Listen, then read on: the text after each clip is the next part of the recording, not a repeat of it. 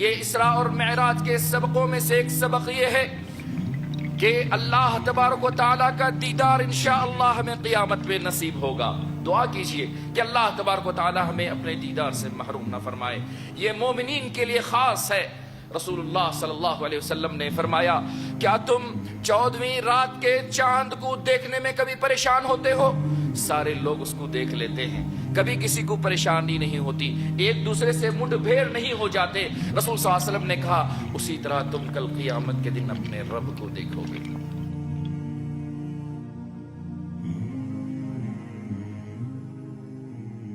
ہر قسم کی تعریف، توصیف، بڑائی، بزرگی اللہ ہی کے لیے لائق و سزاوار ہے۔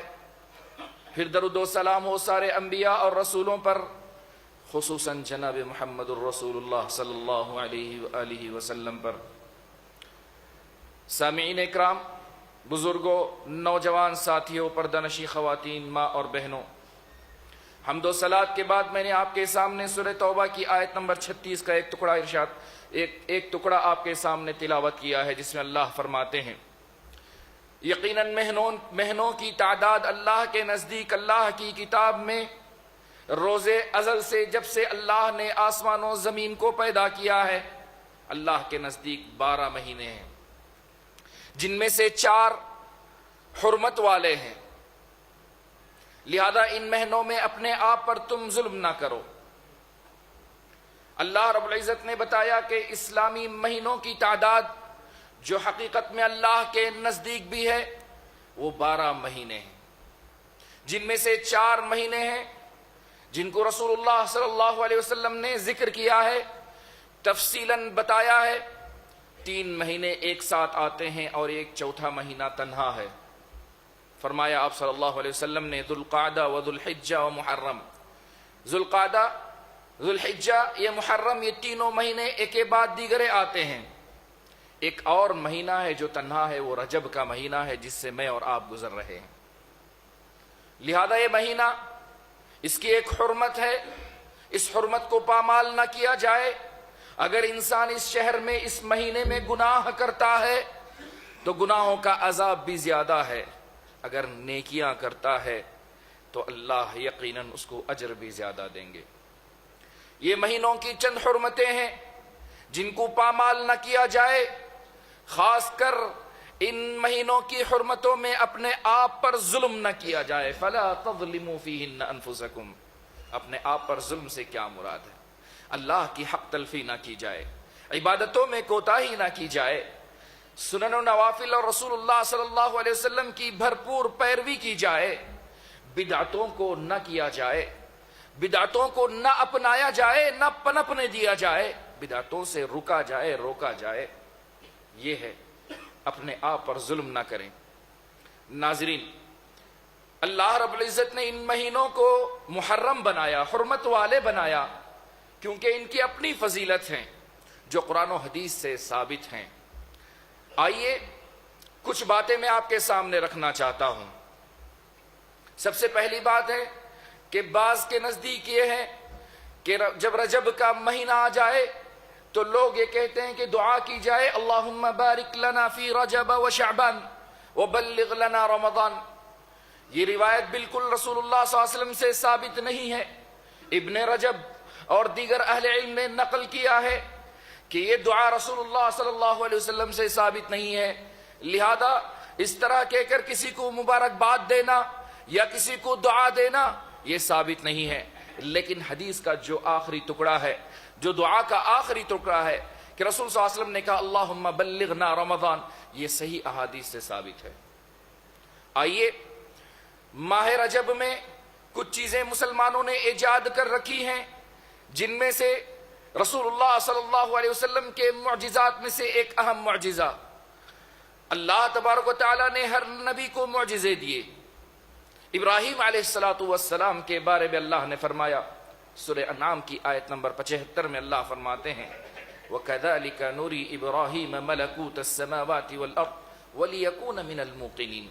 اسی طرح ہم نے ابراہیم علیہ السلام کو آسمان و زمین میں چلنے والا اللہ کا نظام اور اس کی قدرت کے کچھ نمونے بتائے، تاکہ ابراہیم علیہ السلام اللہ پر یقین کرنے والے اور پکے مومنوں میں سے ہو جائے۔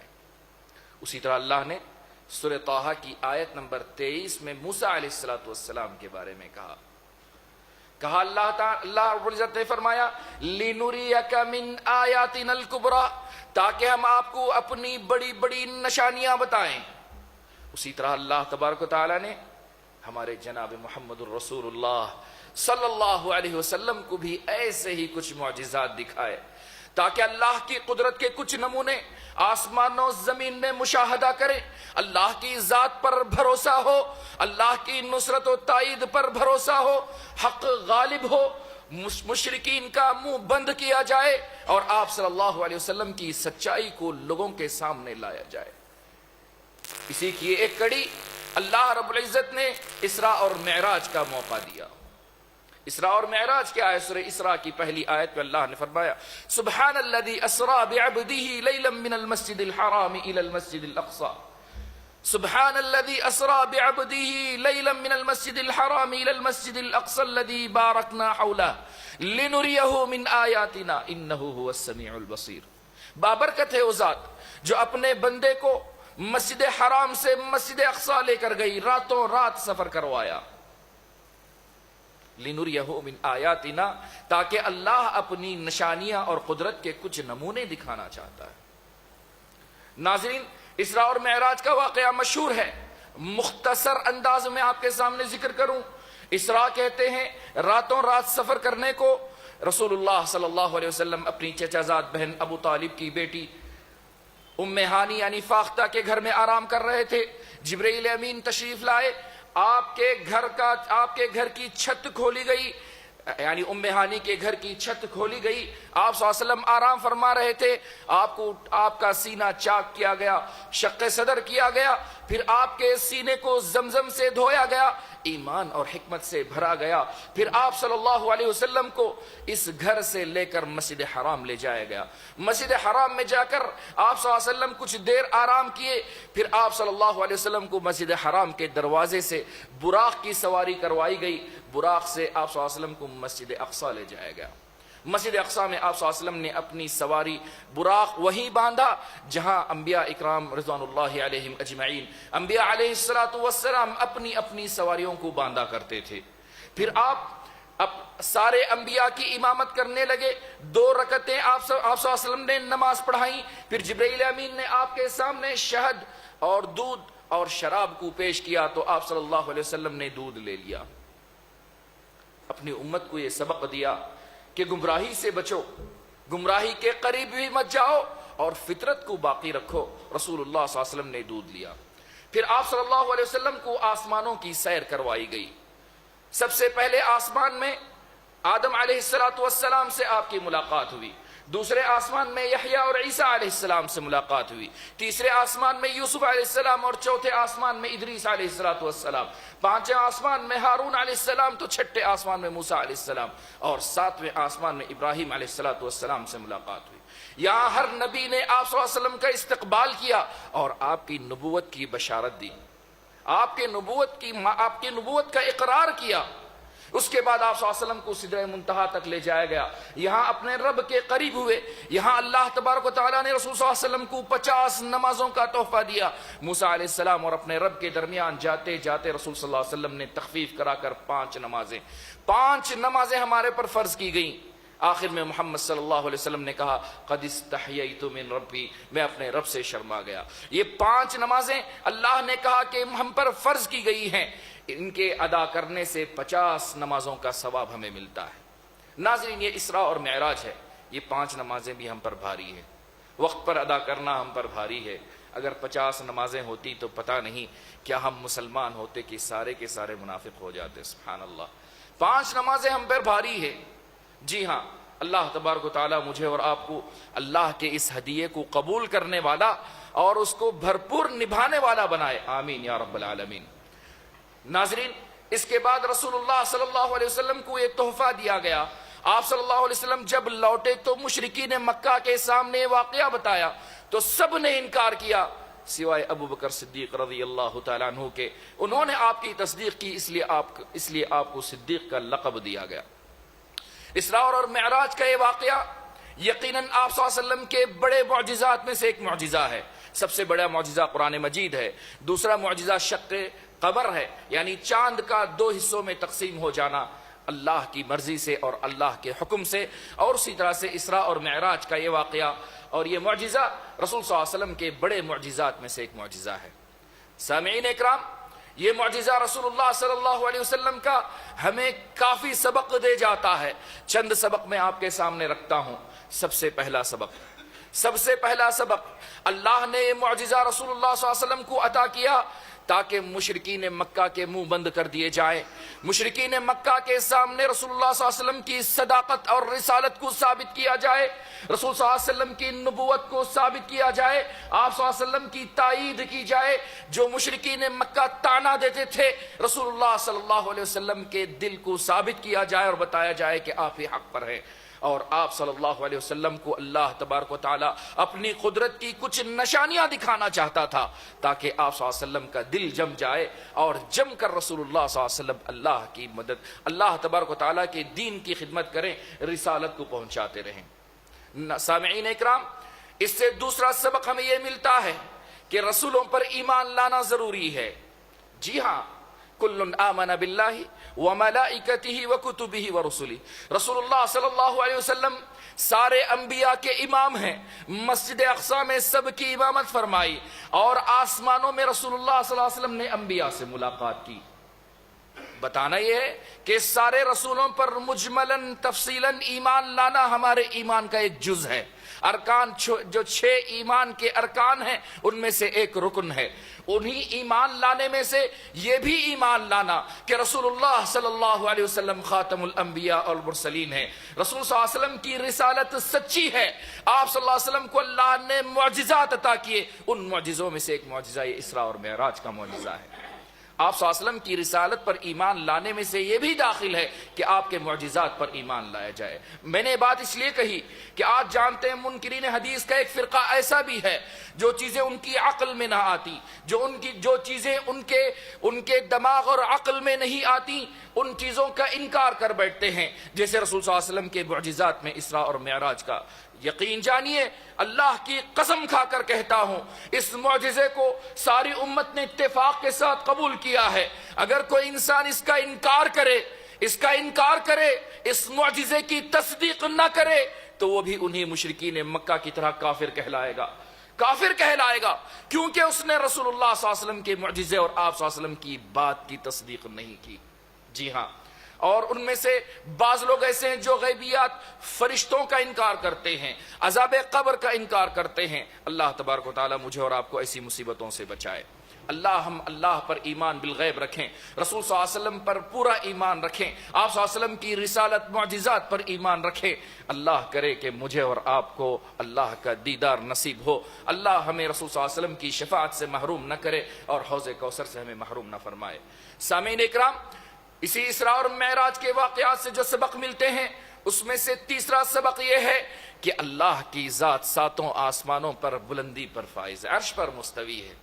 جی ہاں، اسی لیے رسول اللہ صلی اللہ علیہ وسلم کو مسجد حرام سے مسجد اقصی لے جایا گیا، پھر مسجد اقصی سے 7 آسمانوں کی سیر کروائی گئی، اوپر لے جایا گیا رسول اللہ صلی اللہ علیہ وسلم کو. اگر جیسے کہ بعض جاہل نادان کہتے ہیں کہ اللہ ہر جگہ موجود ہے، ہر چیز میں موجود ہے، حاشا وکلا نعوذ باللہ، اس سراسر غلط ہوتا. نماز کی فرضیت کے لیے رسول اللہ صلی اللہ علیہ وسلم کو آسمانوں کی سیر اور اللہ سے ملاقات کے لیے اللہ 7 آسمانوں پر کیوں لے کر جاتا؟ کیا اس کے لیے یہ واضح دلیل نہیں ہے کہ قرآن مجید میں 7 جگہ پر اللہ رب العزت نے فرمایا الرحمن علی العرش استوى، کہ اللہ رب العزت کی ذات آسمانوں میں عرش پر مستوی ہے، قائم ہے. 7 جگہ پر اللہ نے فرمایا. اسی طرح سے جبرائیل امین فرشتے اوپر جاتے ہیں، اللہ کی طرف جاتے ہیں.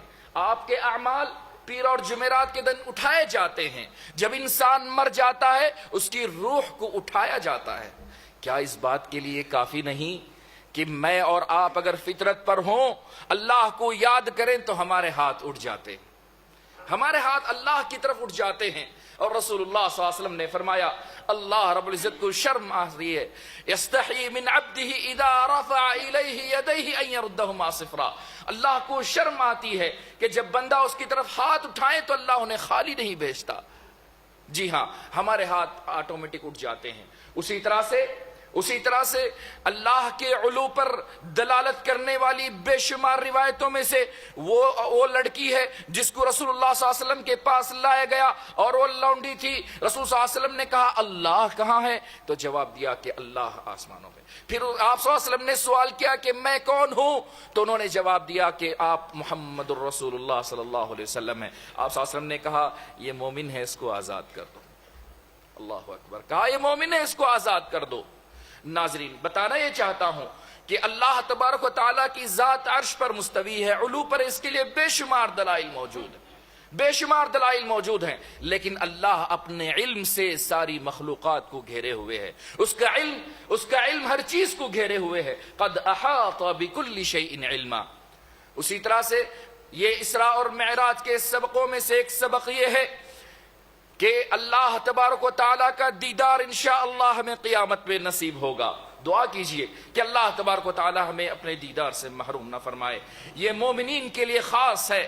رسول اللہ صلی اللہ علیہ وسلم نے فرمایا کیا تم 14ویں رات کے چاند کو دیکھنے میں کبھی پریشان ہوتے ہو؟ سارے لوگ اس کو دیکھ لیتے ہیں، کبھی کسی کو پریشانی نہیں ہوتی، ایک دوسرے سے مٹھ بھیڑ نہیں ہو جاتے۔ رسول صلی اللہ علیہ وسلم نے کہا اسی طرح تم کل قیامت کے دن اپنے رب کو دیکھو گے۔ رسول صلی اللہ علیہ وسلم نے یہ بات صحابہ اکرام سے کہی۔ یقیناً صحابہ اکرام مومنین ہیں اور جنت میں جانے والوں میں سے انشاءاللہ اولین میں سے ہیں۔ اللہ ہمیں بھی ان میں سے بنائے۔ ناظرین، رسول اللہ صلی اللہ علیہ وسلم نے کہا اسی طرح کل قیامت کے دن تم اپنے رب کو دیکھو گے۔ رہی بات کافروں کی، کافروں کو اللہ کا دیدار نصیب نہ ہوگا۔ اللہ رب العزت نے قرآن مجید میں کہا کلا انہم عن ربہم یومئذ لمحجوبون۔ اللہ کی قسم ہرگز وہ اللہ سے محجوب کر دیے جائیں گے، بلکہ اللہ سے ان کو روک لیا جائے گا ان کے جرموں کی بنیاد پر، اور ان کو سزا دینے کے لیے اللہ کا دیدار انہیں نصیب نہیں ہوگا۔ سارے جنتی جنت میں داخل ہو جائیں گے۔ اس وقت اللہ رب العزت کہیں گے اے میرے بندو، کیا میں نے تمہارے اعمال کا بدلہ تمہیں نہیں دے دیا؟ کہیں گے اے اللہ، تو نے ہمارے اعمال کا بدلہ ہمیں دیا اور اس سے زیادہ دیا۔ پھر اللہ کہے گا کہ ایک اور چیز باقی ہے۔ اللہ تجلی فرمائیں گے اللہ کا دیدار ہوگا۔ اسی کو اللہ نے کہا للذین احسنوا الحسنى وزیادہ ولا يرهق وجوههم قتر ولا ذلہ اولئک اصحاب الجنہ هم فیہا خالدون۔ جو اچھائی کرتے ہیں، اچھائی میں اضافہ کرتے ہیں، ایسے لوگوں کے چہروں کو کل قیامت کے دن کوئی پریشانی نہیں ہوگی، تر و تازہ ہوں گے اور یہی جنتی ہیں اور اس میں ہمیشہ سے رہیں گے۔ بلکہ صاف الفاظ میں اللہ نے کہا وجوہ یومئذ ناظرہ الی ربها ناظرہ۔ اس دن چند چہرے تر و تازہ ہوں گے اور اپنی رب کی طرف نگاہ اٹھا کر دیکھ رہے ہوں گے۔ اللہ کرے کہ ہم ان میں سے ہوں، اللہ کرے کہ ہم ان میں سے ہوں۔ رب کا دیدار یہ اللہ کی نعمت ہے۔ بتانے کا مقصد یہ ہے کہ کیا رسول اللہ صلی اللہ علیہ وسلم نے اپنے رب کا دیدار معراج کے دن کیا تھا؟ کیا رسول صلی اللہ علیہ وسلم کو اللہ کا دیدار نصیب ہوا تھا؟ حضرت عائشہ رضی اللہ تعالیٰ عنہ روایت کرتی ہے، صحیح بخاری اور مسلم کی روایت ہے کہ رسول اللہ صلی اللہ علیہ وسلم کی بابت وہ کہتی ہیں جس شخص نے بھی یہ کہا کہ رسول اللہ صلی اللہ علیہ وسلم نے اپنے رب کو معراج میں دیکھا ہے تو یقیناً وہ سب سے بڑا جھوٹا ہے، وہ سب سے بڑا جھوٹا ہے۔ ابو ذر رضی اللہ تعالیٰ عنہ روایت کرتے ہیں، صحیح مسلم کی روایت ہے کہ رسول اللہ صلی اللہ علیہ وسلم سے میں نے پوچھا اے اللہ کے رسول کیا آپ نے اپنے رب کو دیکھا؟ تو رسول صلی اللہ علیہ وسلم نے کہا نور انا اراہ، نور ہے میرے اور اللہ کے درمیان، نور حائل ہے، میں کیسے اسے دیکھ سکتا ہوں؟ لیکن قیامت کے دن اللہ تبارک و تعالی سارے مومنین کو اپنا دیدار نصیب کریں گے۔ ناظرین، معراج کے موقع پر رسول اللہ صلی اللہ علیہ وسلم نے اللہ کا دیدار نہ کیا، نہ آپ صلی اللہ علیہ وسلم کو دیدار نصیب ہوا۔ جی ہاں، آپ صلی اللہ علیہ وسلم پر وحی کی گئی اور آپ صلی اللہ علیہ وسلم کو تعلیمات دی گئی اور آپ صلی اللہ علیہ وسلم سے گفتگو ہوئی۔ اس کے علاوہ معراج کے اسباق میں سے ایک اور اہم سبق یہ ہے کہ رسول اللہ صلی اللہ علیہ وسلم بشر ہیں، اللہ کے ایک بندے ہیں۔ اسی لیے اللہ نے کہا سبحان الذی اسری بعبدہ۔ اللہ نے یہاں مقام عبد کو ذکر کیا، عبودیت کو ذکر کیا۔ یہ شرف کی بات ہے، یہ عزت کی بات ہے کہ اللہ تبارک و تعالیٰ کسی کو اپنا بندہ بنائے، اپنا بندہ کہہ کر پکارے. رسول اللہ صلی اللہ علیہ وسلم کو اس معجزے اور اس اعلیٰ مقام پر اللہ نے عبد کا لقب دیا. اور یقیناً رسول اللہ صلی اللہ علیہ وسلم نے سورہ بنی اسرائیل اور سورہ کہف کی آیتوں میں کہا قل انما انا بشر مثلکم، یقیناً میں تم جیسا ایک انسان ہوں. رسول اللہ صلی اللہ علیہ وسلم کو بشر بنا کر، کیونکہ میں کچھ باتیں کہتا ہوں. سب سے پہلی بات، رسول اللہ صلی اللہ علیہ وسلم کو اس دنیا سے 7 آسمانوں پر لے جایا گیا، جو اس بات کی دلیل ہے کہ اگر آپ صلی اللہ علیہ وسلم نور ہوتے تو براق پر سواری کروانے کی ضرورت ہوتی. اور عبد کا لفظ روح جسم سب پر اطلاق ہوتا ہے، صرف روح پر نہیں ہوتا یا صرف نور پر نہیں ہوتا. جی ہاں، آپ صلی اللہ علیہ وسلم بشر تھے، لہذا آپ صلی اللہ علیہ وسلم کو یہاں سے لے جایا گیا. سامعین، یہی نہیں، معراج اور اسراء سے بے شمار اسباق دروس ملتے ہیں. میں اپنی وقت مجھے اجازت نہیں دیتا.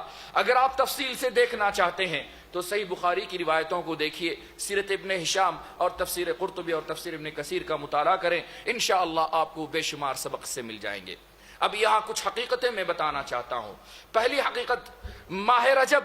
کیا یہ معراج ماہ رجب میں ہوئی؟ کس سال ہوئی؟ کس دن ہوئی؟ یہ سوالیہ نشان ہے. شب معراج یا شب معراج کس سال ہوئی؟ اہل تاریخ نے، اہل سیر نے اس بارے میں 11 قول نقل کیے ہیں. 11 قول مختلف ذکر کیے گئے ہیں.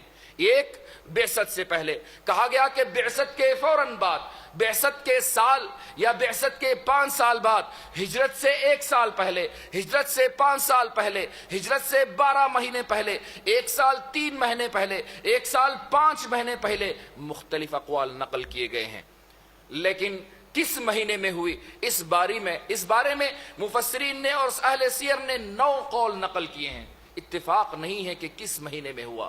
جی ہاں، کسی نے کہا ماہ محرم میں ہوا، کسی نے کہا ذوالقعدہ میں ہوا، کسی نے کہا رجب میں ہوا، کسی نے کہا ربیع الاول میں ہوا، کسی نے کہا شعبان میں ہوا، کسی نے کہا رمضان میں معراج کرائی گئی. المہم مختلف قول اس میں بھی نقل آتے ہیں. کیا دن کون سا ہے؟ دن کے بارے میں تائید نہیں ہے. جب سال اور مہینے کا اختلاف ہے تو دن کا اختلاف بدرجہ اولا ہے.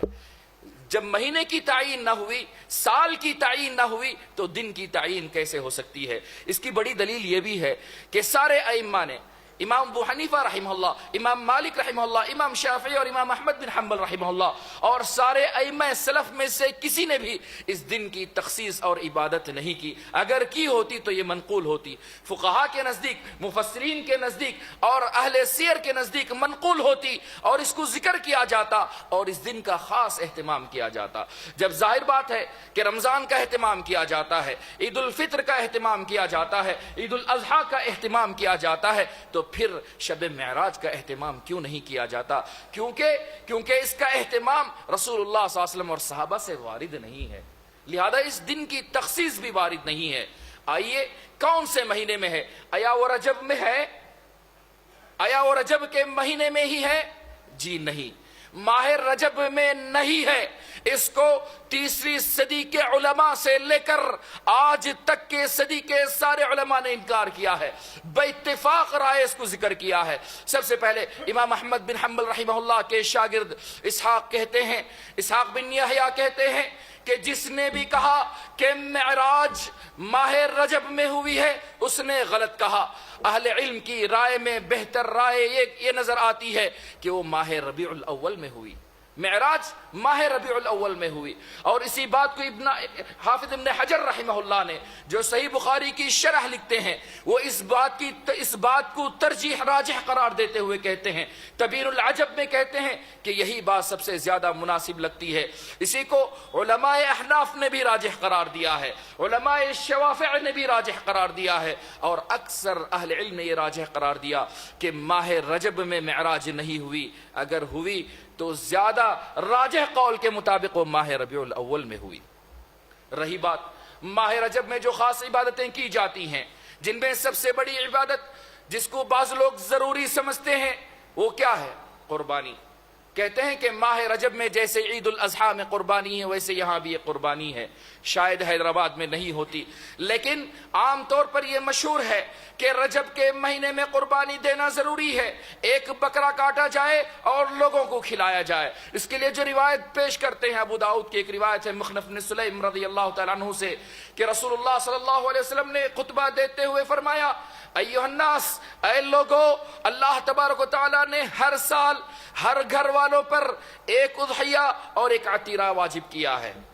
اس روایت سے استدلال کرتے ہوئے کہتے ہیں کہ ماہ رجب میں قربانی ضروری ہے جیسے عید الاضحیٰ میں قربانی ضروری ہے. یہاں یہ بات بتا دوں، ابن کثیر رحمہ اللہ نے اس روایت کو ضعیف قرار دیا.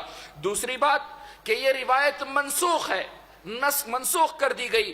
رسول اللہ صلی اللہ علیہ وسلم نے صحیح بخاری اور مسلم کی روایت پہ حضرت ابو ہریرہ رضی اللہ تعالیٰ عنہ سے آپ صلی اللہ علیہ وسلم نے فرمایا، لا فرع ولا عتیرہ، لا فرع ولا عتیرہ، نہ فرع ہے اور نہ عتیرہ ہے. فرع کہتے ہیں کہ جب جانور پہلا بچہ جنتا ہے، جب جانور پہلا بچہ جنتا ہے تو اس بچے کو بتوں کے آگے قربان کر دیا جاتا تھا. شریعت نے اس کو حرام قرار دیا. اور عتیرہ، عتیرہ کس کو کہتے ہیں؟ جس کو رجبیہ کہا جاتا ہے، یعنی ماہ رجب میں جو قربانی کی جاتی ہے. اس سے رسول اللہ صلی اللہ علیہ وسلم نے منع فرمایا اور کہا کہ یہ جاہلیت کی رسموں میں سے ہے، لہذا شریعت نے اس کو باقی نہ رکھا.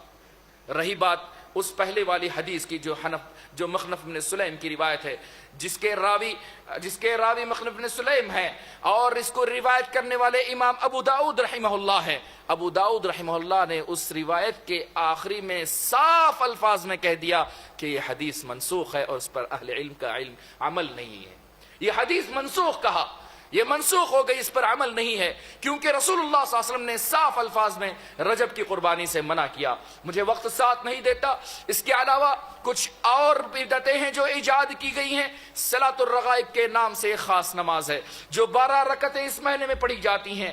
بعض لوگ پہلے جمعہ کی رات میں پڑھتے ہیں، بعض لوگ 15 رجب کی رات پڑھتے ہیں، بعض لوگ 27 رجب کی رات کو پڑھتے ہیں. خاص عبادتوں کا ان مہینوں میں کیا جانا یہ رسول اللہ صلی اللہ علیہ وسلم سے ثابت نہیں ہے. ابن القیم رحمہ اللہ نے منار المنیف کے اندر نقل کیا ہے کہ صلاۃ الرغائب کے نام سے جو رجب میں پڑھی جاتی نمازیں ہیں، اس بارے میں کوئی صحیح حدیث ثابت نہیں ہے. رسول صلی اللہ علیہ وسلم سے کوئی حدیث ثابت نہیں ہے، بلکہ اتنا تک کہا جتنی حدیثیں اس بارے میں روایت کی جاتی ہیں وہ ساری رسول صلی اللہ علیہ وسلم کی طرف منسوب کردہ ہیں، گھڑی ہوئی ہیں.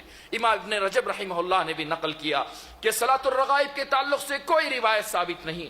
اسی طرح سے اس مہینے میں کی جانے والی بدعتوں میں سے ایک بدعت خاص روزے رکھنا، چاہے وہ شروع کے 10 روزے ہوں یا 27 کی رات میں جاگنا، اس رات میں خاص عبادتیں کرنا، پھر صبح اٹھ کے اس دن کا روزہ رکھنا. یہ رسول اللہ صلی اللہ علیہ وسلم سے ثابت نہیں ہے. اس بارے میں صرف ایک روایت میں نقل کروں، وہ خرشہ بن حر رضی اللہ تعالیٰ عنہ روایت کرتے ہیں کہ حضرت عمر رضی اللہ تعالیٰ عنہ کے زمانے میں رجب کے خاص دنوں میں اگر کوئی روزہ رکھ لیتا، رجب کے دنوں میں کوئی روزہ رکھنے کی زبردستی کوشش کرتا تو حضرت عمر رضی اللہ تعالیٰ عنہ اس کی انگلیوں پر اس وقت تک مارتے جب تک کہ وہ برتن سے نوالا اٹھا کر اپنے منہ میں نہ ڈال لے، تاکہ بدعتوں کو ختم کیا جائے. اور اسی طرح سے اس مہینے کی بدعتیں تفصیلی دلائل دینے کے لیے میرے پاس وقت نہیں ہے، ورنہ میں ہر بدعت کے خلاف 3 4 دلیلیں لے کر آیا ہوں. اسی میں سے ایک اور بدعت ہے کہ رات میں چراغاں کیا جاتا ہے، یعنی لائٹ سے مسجدوں کو، گھروں کو سجایا جاتا ہے، دلہن بنا دیا جاتا ہے مسجد کو. نکمو، سارے سال مسجد تو نہیں آتے ہو، صف میں پہلی صف کا کبھی رخ نہیں دیکھا، یا تو رمضان کے شروع میں مسجدوں کو چمکا دیتے ہو یا 27 رجب کی رات آ کر تم چمکا دیتے ہو اور سمجھتے ہو کہ تم اللہ کے مقرب بندے ہو گئے. یاد رکھو تم ہی سب سے اللہ کے جھوٹے بندے ہو جو اللہ تبارک و تعالیٰ کو وقت اور ٹائم کے اعتبار سے یاد کرتے ہو. اللہ کی ذات اس لائق ہے کہ ہر ہمیشہ یاد کیا جائے. اللہ کے بندے ولی وہ ہے جو اللہ کی مسجدوں میں پہلی صفوں میں ہوتے ہیں. جی ہاں، اس رات کو چراغاں کیا جاتا ہے، روشن کیا جاتا ہے. یہ سمجھا جاتا ہے کہ اس رات معراج کی رات ہے، لہذا مسجدوں کو مزین کیا جائے. مسجدوں کی تزیین کے بارے میں عبداللہ بن عباس رضی اللہ عنہ نے صاف طور پر منع کیا. رہی بات مسجدوں کو خاص روشنی کرنا، زیادہ روشنی کرنا، یہ کہاں سے آیا؟ یہ مجوس سے آیا. یہ مجوس سے آیا ہے. کیوں؟ کیونکہ پہلے کے زمانے میں لائٹ تو نہیں ہوا کرتے تھے، لیکن مسجدوں میں چراغ جلایا کرتے تھے یا آگ جلایا کرتے تھے۔ یہ علامہ ملا علی قاری رحمہ اللہ نے اپنی شرح کے اندر نقل کیا ہے، یہ حنفی عالم ہے، اپنی شرح کے اندر نقل کرتے ہیں کہ اسلام میں چراغاں کرنے کو، مسجد میں روشنی زیادہ کرنے کو، اس بدعت کو سب سے پہلے، بدعت کا لفظ انہوں نے استعمال کیا ہے، لفظ بدعت کا استعمال کیا، کہا اس بدعت کو سب سے پہلے اسلام میں جس نے لایا وہ برامکہ تھے۔ برامکہ ایک قبیلہ تھا جو اسلام میں داخل ہو گئے، لیکن اصلاً مجوسی تھے، مجوسیت کی کچھ چیزیں ان کے اندر باقی تھیں، جن میں سے ایک چراغاں کرنا، آگ جلانا اور اس کے آگے بیٹھا رہنا، یہ ان کے پاس باقی تھا۔ اس قوم نے سب سے پہلے اس کو ایجاد کیا اور اسی بدعت کو مسلمانوں نے لے لیا ہے۔ ماہ رجب میں چراغاں کرتے ہیں، یہ سراسر بدعت ہے۔ انہی بدعتوں میں سے کافی بدعتیں ہیں، ایک اور دو میں آپ کے ساتھ اجازت کے ساتھ کہہ دیتا ہوں۔ ایک اور بدعت ہے، وہ بدعت یہ ہے کہ فجر کی نماز کے بعد لوگ کھڑے ہو جاتے ہیں اور سب مل کر سلام پیش کرنے لگتے ہیں۔ اجتماعی طور پر ذکر کرنے سے رسول اللہ صلی اللہ علیہ وسلم کے صحابہ نے منع کیا، کیونکہ رسول صلی اللہ علیہ وسلم کے صحابہ کا یہ عمل نہیں تھا۔ عبداللہ بن مسعود رضی اللہ تعالیٰ عنہ مسجد میں گئے، دیکھا کہ کچھ لوگ مل کر سبحان اللہ، الحمدللہ، لا الہ الا اللہ، اللہ اکبر یہی ذکر کر رہے ہیں۔ حالانکہ ذکر الہی ہے، لیکن شکل و صورت اس کی ذکر الہی کی ثابت نہیں ہے، سب جمع ہو کر کے کر رہے تھے۔ عبداللہ بن مسعود رضی اللہ تعالیٰ منع کیا اور کہا کیا تم رسول اللہ صلی اللہ علیہ وسلم کے صحابہ سے بہتر ہو جنہوں نے ایسا نہیں کیا جو تم کرنے جا رہے ہو؟ اللہ سے ڈرو، اللہ سے ڈرو، دین میں بدعتیں ایجاد نہ کرو۔ کہا اتبعوا ولا تبتدعوا، اتبعوا ولا تبتدعوا فقد کفیکم وإیاکم والبدع فإن کل بدعۃ ضلالہ۔ کہا کہ تم دین میں اتباع قائم کرو، بدعتیں ایجاد مت کرو۔ اللہ تمہارے لیے کافی ہے، قرآن و حدیث تمہارے لیے کافی ہے، بدعتوں سے بچو۔ ہر بدعت گمراہی ہے اور ہر گمراہی تمہیں جہنم میں لے کر جاتی ہے۔ سچ فرمایا ہے عبداللہ بن مسعود رضی اللہ تعالیٰ عنہ نے۔